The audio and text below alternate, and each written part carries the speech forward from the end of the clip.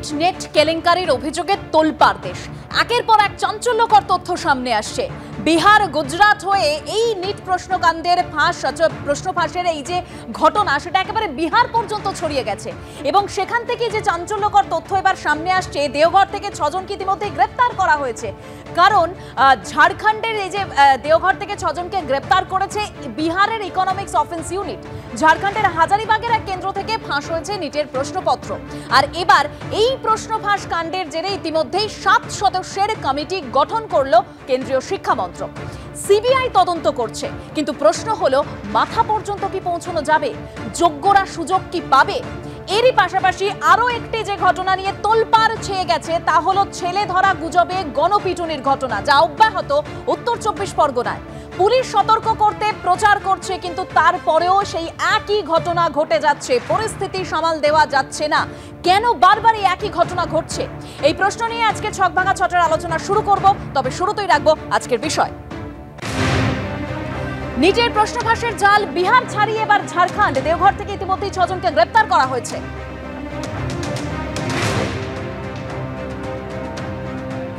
স্ক্যানারে হাজারিবাগের এক কেন্দ্র, যেরকম আপনাদেরকে জানাচ্ছিলাম, দেওঘর থেকে 6 জনকে গ্রেপ্তার করা হয়েছে। তাদেরকে পাটনায় নিয়ে আসা হচ্ছে জিজ্ঞাসাবাদের জন্য। নিট নেট নিয়ে তোলপাড়ের মধ্যেই প্রশ্ন ফাঁস রুখতে আইন কার্যকর করেছে কেন্দ্র। পাবলিক এক্সামিনেশন অ্যাক্ট জানিয়ে বিরোধীরা কটাক্ষ করতেও ছাড়ছে না। এদিকে প্রশ্ন ফাঁস কাণ্ডে উচ্চ পর্যায়ের কমিটি গঠন করেছে কেন্দ্র। 7 সদস্যের উচ্চ পর্যায়ের কমিটি গঠন করা হয়েছে ইতিমধ্যেই। অন্যদিকে যেরকম আপনাদেরকে জানাচ্ছিলাম যে গুজবের জেরে গণপিটুনি চলছেই। পুলিশ প্রচার করছে সতর্ক করতে, কিন্তু তারপরেও সেই পরিস্থিতি অব্যাহত। বারাসাতের পর অশোকনগর, মোহনপুর গণপিটুনি চলছে। আক্রান্ত হতে হচ্ছে খোদ পুলিশকে। এরপর যেদিকে নজর রাখবো অবশ্যই সেই নিট নেট কেলেঙ্কারির অভিযোগে রীতিমতো চাঞ্চল্যকর পরিস্থিতি। একের পর এক তথ্য সামনে আসছে। নিট প্রশ্ন ফাঁসের জাল এবার বিহার ছাড়িয়ে ঝাড়খণ্ডে। দেওঘর থেকে 6 জনকে গ্রেপ্তার করলো বিহারের ইকোনমিক অফেন্স এবং ধৃতরা বিহারের নালন্দার বাসিন্দা। দেওঘরের শ্রমিক পরিচয় দিয়ে ঘাঁটি কেড়েছিল। ঝাড়খণ্ডের হাজারিবাগের এক কেন্দ্র থেকে ফাঁস হয়েছিল নিট প্রশ্নপত্র। পাটনায় উদ্ধার পোড়া প্রশ্নপত্র থেকে মিলেছে এই তথ্য। খবর সূত্রে সরাসরি কথা বলবো, আমাদের প্রতিনিধি রাজশ্রী দত্তগুপ্ত নিউজ রুম থেকে রয়েছে। রাজশ্রী, তদন্ত সূত্রে আর কি উঠে আসছে? দেখো দেবস্মিতা, তোমাকে প্রথমেই বলি যে দুটো বিষয়, একটা হচ্ছে নিট পরীক্ষা যার প্রশ্নপত্র ফাঁস হয়েছিল, আরেকটা হচ্ছে নেট পরীক্ষা যার প্রশ্নপত্র ডার্ক ওয়েবে লিক হয়েছে, ডার্ক ওয়েবে পাওয়া যাচ্ছিল।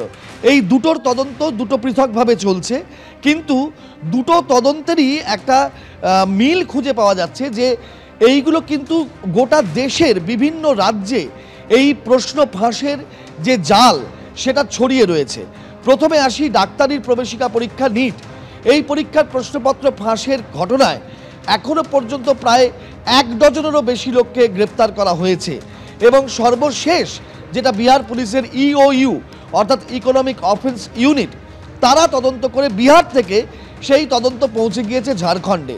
হাজারিবাগের একটি সেন্টার থেকে প্রশ্নপত্র ফাঁস হয়েছে বলে সন্দেহ করা হচ্ছে এবং দেওঘর থেকে কালকে রাতে 6 জনকে গ্রেপ্তার করা হয়েছে, যাদেরকে ইতিমধ্যেই পাটনা নিয়ে এসেছে বিহার পুলিশ।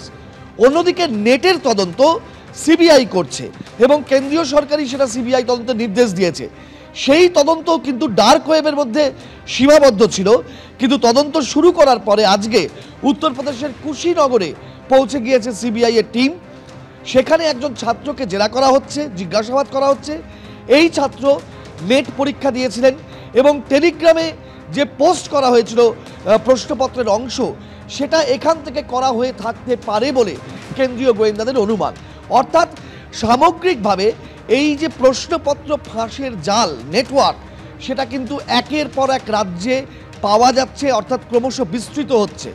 দ্বিতীয়ত, নিট পরীক্ষার যে তদন্ত, সেটার কিন্তু ক্রমশ যত এগোচ্ছে ততই কিন্তু একের পর এক রহস্যের মতন বিষয় সামনে আসছে। এখন যেটা তদন্তকারী এজেন্সি সূত্রে জানা যাচ্ছে যে তারা ব্রেন ম্যাপিং এবং নার্কো অ্যানালিসিস এরকম ভাবনা চিন্তা করছেন যে কিছু কিছু অভিযুক্তের এই পরীক্ষার মধ্যে দিয়ে গেলে তবে যদি তারা আসল সত্য সামনে আনে, নার্কো অ্যানালিসিস এবং ব্রেন ম্যাপিংয়ের মতন প্রক্রিয়া, যাতে প্রকৃত সত্যের সন্ধান পাওয়া যায়। এর পাশাপাশি যে বিপুল পরিমাণ টাকার লেনদেন হয়েছে, সেই টাকার ৯-৬ তদন্তের জন্য ইডিকেও ভবিষ্যতে এই প্রশ্নপত্র ফাঁসের কেলেঙ্কারির তদন্ত ভার দেওয়া হতে পারে। ঠিক যেমনভাবে আমরা দেখেছি এ রাজ্যের শিক্ষা দুর্নীতিতেও টাকার ৯/৬-এর তদন্ত ইডি করছে এবং দুর্নীতির তদন্ত করছে সিবিআই, ঠিক সেই রকমই এই নিটের প্রশ্ন ফাঁসের ক্ষেত্রেও একই রকম প্রক্রিয়া চালানো হতে পারে। সামগ্রিকভাবে এখন দেখার বিষয় কত দ্রুত এই তদন্তের শেষে পৌঁছানো যায়। একেবারে রাজশ্রী, সামগ্রিকভাবে এটাই দেখার বিষয় যে কত দ্রুত এই তদন্ত একেবারে শেষ পর্যায়ে পৌঁছানো যেতে পারে। অবশ্যই এদিকে নজর থাকবে আমাদের, কারণ একদিকে নিটের প্রশ্নপত্র ফাঁস যেখানে একের পর এক রাজ্যে এই জাল বিস্তার হচ্ছে যেরকম খবর পাওয়া যাচ্ছে, অন্যদিকে ইউজিসি নেট দুর্নীতিতে তদন্ত করছে সিবিআই এবং ইতিমধ্যেই উত্তরপ্রদেশে কুশীনগরে এক পরীক্ষার্থীকে জিজ্ঞাসাবাদ করেছে তারা। প্রশ্ন ফাঁস নিয়ে কুণাল ঘোষ তার কি বক্তব্য রাখবো প্রথমে, তারপর আসছে আলোচনায়।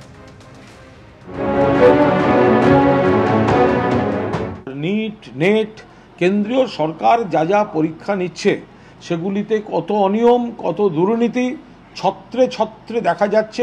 অবিলম্বে বিচার বিভাগীয় তদন্ত দরকার, কারণ নিজেদের ডিপার্টমেন্টের কেলেঙ্কারি নিজেদের সিবিআইকে দিয়ে এরা ধামাচাপা দেওয়ার চেষ্টা করছে। ফলে সুপ্রিম কোর্টের কোনো মহামান্য বিচারপতির তত্ত্বাবধানে অবিলম্বে এর তদন্ত হওয়া উচিত এবং যারা অভিযুক্ত, যে সংস্থাগুলির যারা মাথা, যে দফতরে, এদের কাস্টাডিতে নিয়ে গ্রেফতার করে, না হলে এই তদন্ত প্রভাবিত হবে, তথ্য প্রমাণ নথিপত্র ট্যাম্পার্ড হবে। আমি সরাসরি এখান থেকে কেয়াদির কাছে যেতে চাইবো। কেয়াদি, স্বাভাবিকভাবে যেভাবে একের পর এক চাঞ্চল্যকর তথ্য সামনে আসছে, এই যে চক্র, সেই চক্রের জাল একদম একের পর এক রাজ্যে ছড়িয়ে রয়েছে। কোথায় এই চক্রের শেষ সেটা আমরা কেউই জানি না, কিন্তু এই যে তদন্ত চলছে, যেটা নিয়ে বিরোধীরা বলছে যে তদন্ত কেন কেন্দ্রীয় এজেন্সি দিয়ে করা হবে, কারণ এনটিএ কেন্দ্রীয় সংস্থা, তার তদন্ত করছে কেন্দ্রীয় এজেন্সি, বিচার বিভাগীয় তদন্তের দাবি করছে তারা।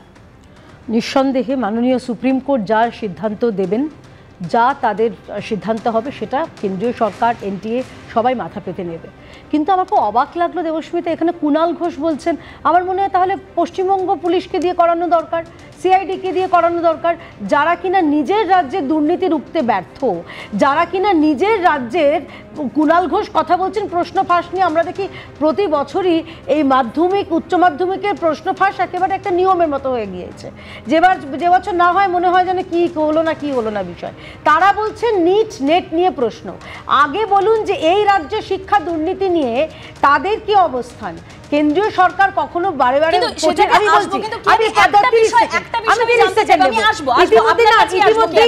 কিন্তু এই যে এত কিছু হওয়ার পর তারপরে জানতে পারা গেল, তার আগে এনটিএ কেন কিছু জানতে পারলো না? কারণ একের পর এক কেলেঙ্কারি সামনে এসেছে, একের পর এক দুর্নীতি, লাখ লাখ টাকার দুর্নীতি। বলছি প্রথম কথা হচ্ছে, ইতিমধ্যে আজকের দিনেই এই পাবলিক এক্সামিনেশন অ্যাক্ট 2024, যেটা কিনা প্রিভেনশন অফ আনফেয়ার মিনস, এই আইনটি কার্যকর করা হয়েছে এবং অত্যন্ত কঠোর ব্যবস্থা নেওয়া হবে যারা দোষী সেটা কার্যকর করা হয়েছে। এবং এই সময় তাহলে কেন্দ্রীয় সরকার বা কেন্দ্রীয় সংস্থা, তদন্তকারী সংস্থা কোথাও কোনো রকম নমনীয় মনোভাব দেখাচ্ছে না। তারা বলছেন কঠোরতম সাজা হওয়া দরকার, কাউকে সেফগার্ড করা হচ্ছে না, বলা হচ্ছে যে বা যারা দোষী তাদের বিরুদ্ধে ব্যবস্থা নেওয়া হবে। এতদিন ধরে তাহলে এনটিএ কি করছিল? এত কিছু ঘটনা ঘটে গেল, মানে সেখানেও এনটিএর তরফ থেকে কোনো পদক্ষেপ নেই। আমি এখানে কৃষ্ণানুদার কাছে যাব। কৃষ্ণানুদা, যেরকম অভিযোগ সামনে আসছে, সেই রাজ্যের ঘুরিয়ে ফিরিয়ে বাংলার কথা সামনে আসছে, মানে প্যাটার্নটা সেম। মানে দুর্নীতির যদি আমরা দেখি, যখন শিক্ষক নিয়োগ দুর্নীতির প্রসঙ্গ আসলো, তারপরে একের পর এক চাঞ্চল্যকর তথ্য সামনে আসলো, এক্ষেত্রেও তাই তথ্য সামনে আসলো। এই ক্ষেত্রে কি আসছে, তার কারণ হচ্ছে যেই মিথ্যাচারটা করা হচ্ছে একদম কেন্দ্রীয় যিনি শিক্ষামন্ত্রী আছে তার থেকে। উনি প্রথমে বললেন কিছু হয়নি, কোনো দুর্নীতি হয়নি, সব ঠিকঠাক আছে। তারপরে বললেন যে হ্যাঁ, পাটনাতে একটা আইসোলেটেড ঘটনা হয়েছে, মানে ওটা বিচ্ছিন্ন ঘটনা, ওটা সার্বিক নয়। তো এই মিথ্যাচারগুলো তারা করছেন। কেন করছেন? তার কারণ হচ্ছে বিগত 10 বছরে বিজেপির আমলে, শুধুমাত্র গত 5 বছরে 41টা এরকম ঘটনা ঘটেছে বিভিন্ন কেন্দ্র এবং বিজেপি শাসিত রাজ্যতে। এবং এই একটাতেও আলোচনার টেবিলে আসেনি। তদন্ত তো অনেক দূরের কথা, আলোচনার টেবিলে কেন আসেনি? কেন কি বিজেপির একক সংখ্যাগরিষ্ঠতা ছিল? এবং এখন কেন তারা ফাঁপড়ে পড়ছে, জবাব দিতে বাধ্য হচ্ছে? তার কারণ হচ্ছে গদি মিডিয়ার এক অংশতে ভয় ঢুকেছে যে এরপরে ইন্ডিয়া জোটের সরকার এলে হয়তো ব্যবস্থা হবে, তার জন্য আলোচনাও হচ্ছে আর কিছু তদন্ত করার ভানও হচ্ছে। এবং তদন্তর কীরকম হচ্ছে? এরা বলছে এখন এটা হবে। আচ্ছা, ডার্ক ওয়েবে এই প্রশ্নপত্র ফাঁস হচ্ছে। এর আগে দেখেছিলাম ভারতবর্ষের 140 কোটি নাগরিকের মধ্যে বেশ কয়েক কোটি মানুষের আধারের ডিটেলস এইভাবে ডার্ক ওয়েবে চলে গেছিল। আজকে এনটিএর কোয়েশ্চেন পেপারে স্যানিটি এনশিওর করছে শিক্ষামন্ত্রক, আর ডার্ক ওয়েবে আধার কার্ডের ডিটেলস স্যানিটি এনশিওর করছে স্বরাষ্ট্রমন্ত্রক। দুটোই ব্যর্থ। তো এরা বারবার ফেল করছে, এরা বারবার ফেল করছে। এবং এই ঔদ্ধত্য ব্যাপকে সব বালি চাপা দেওয়া হয়েছে, ব্যাপকে বালি চাপা দেওয়া হয়েছে, একদম ব্যাপকে বালি চাপা দেওয়া হয়েছে। এই পকেটমারের দল, এই চোরের দল, এরা বারবারই কাজটা করছে, কিন্তু ছাড় পাওয়ার জায়গা নেই। একদম প্রথম কথা হচ্ছে এই সরকার একমাত্র এনডিএ মাননীয় প্রধানমন্ত্রীর নেতৃত্বে নরেন্দ্র মোদী সরকার বলেই আমরা এই চুরিগুলোকে ধরছি। এই বালি চাপা দেওয়া হয়েছে, আপনার ইন্ডিয়া জোটের একদম বালি চাপা দেওয়া হয়েছে। বন্ধু বলুন, 10 বছর ধরে চুরি হচ্ছে, 10 বছর ধরে ডাকাতি হচ্ছে, মানুষের পকেটমারি হচ্ছে, একটারও তদন্ত হয়। আমার নাম পার্থ, মুশকিল।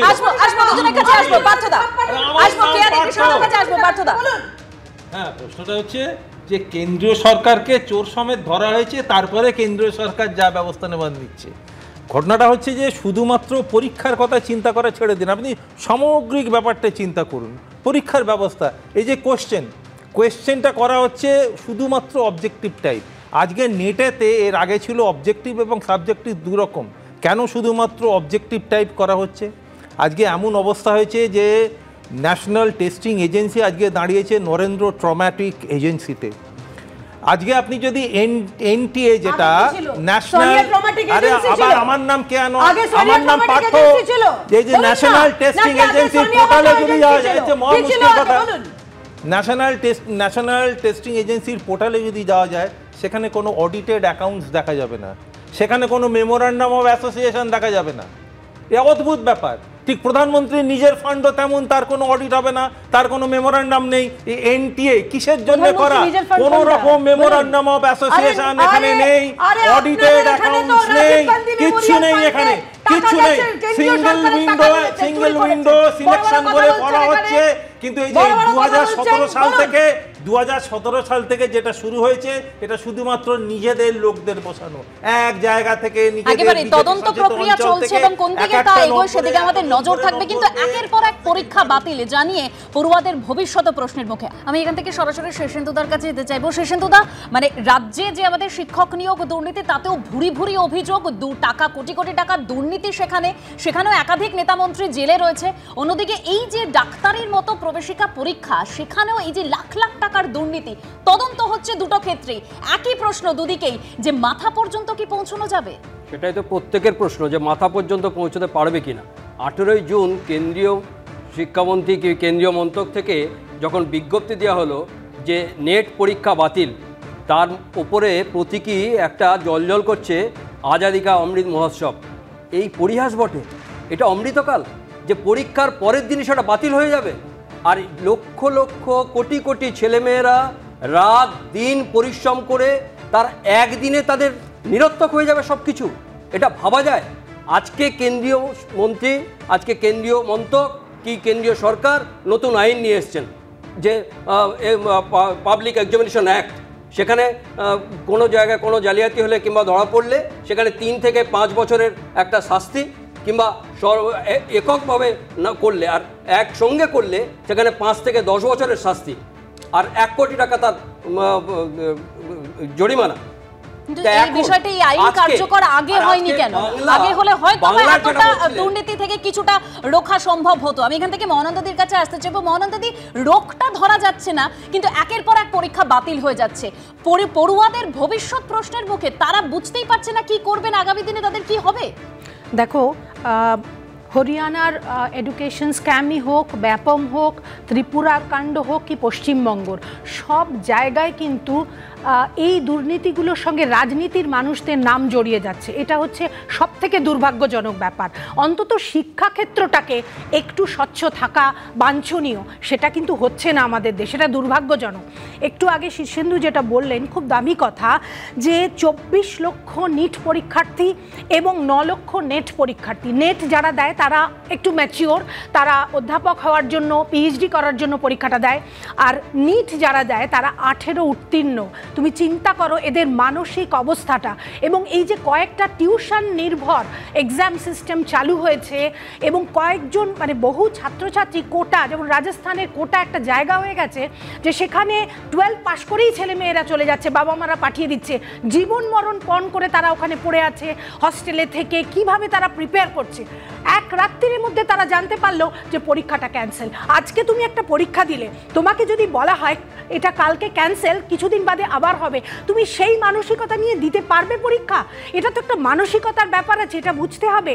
কাজে শিক্ষা নিয়ে এই ছিনিমিনি খেলা বন্ধ হোক।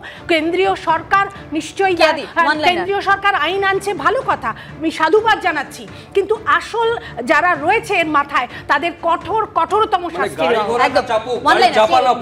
আমার নাম কেয়া, বলতে দিন। মহানন্দাদির সঙ্গে আমি 100% সমস্ত কথায় আমি সহমত পোষণ করছি। এবং সবথেকে বড় কথা, একজন মা হিসেবে, যেহেতু আমারও বাড়িতে পড়ুয়া ছাত্রছাত্রী সন্তান রয়েছে, তাদের কথা ভেবেও আমি একদম সহমত পোষণ করছি। কিন্তু এর সঙ্গে একটা জিনিস যোগ করতে হচ্ছে। দেখুন, এটা হচ্ছে সদিচ্ছার ব্যাপার। প্রশ্নটা যখন সদিচ্ছা, তখন কিন্তু আমরা দেখলাম নেটের ক্ষেত্রে এই যে ডার্ক ওয়েবে যে টেলিগ্রাম বা ডার্ক ওয়েব মারফত যে কোয়েশ্চেন লিক হয়েছে, সেটা কিন্তু স্বরাষ্ট্র মন্ত্রক জানিয়েছে এডুকেশন মন্ত্রককে। জায়গাটা সামনে না আনতো তাহলে এই অভিযোগগুলো সামনে আসতো না, একদমই আসতো। এইগুলো আসতো সন্তান সন্ততি বা ভবিষ্যতে প্রজন্মের।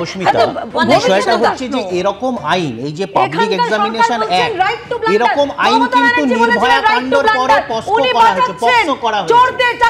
কিন্তু আমরা দেখলাম বিজেপি নেতা ইয়েদিউরাপ্পার বিরুদ্ধে যখন পক্সো হলো, তাকে বেল দিয়ে দেওয়া হলো। এই কদিন আগেকার কর্ণাটকের ঘটনা।